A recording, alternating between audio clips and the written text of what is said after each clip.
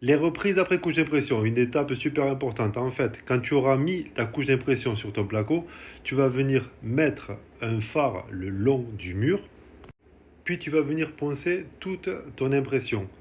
Et là, ce que tu vas pouvoir faire, c'est que tu vas prendre de l'enduit et tu vas faire des reprises. Donc, comme tu auras ton spot qui va te montrer le maximum de défauts, là, tu vas pouvoir corriger tous tes petits défauts. Donc, tu vas voir sûrement des têtes de vis, tu vas voir des petites errures, etc., etc.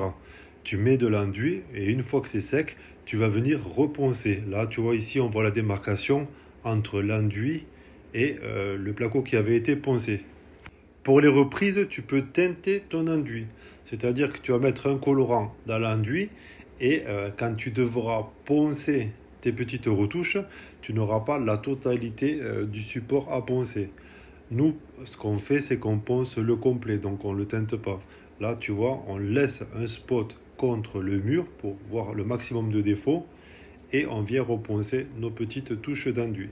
Et là, si vraiment tu appliques les lumières le plus ras possible, le plus près possible du mur, tu vas pouvoir corriger un maximum de défauts et tu auras un support nickel.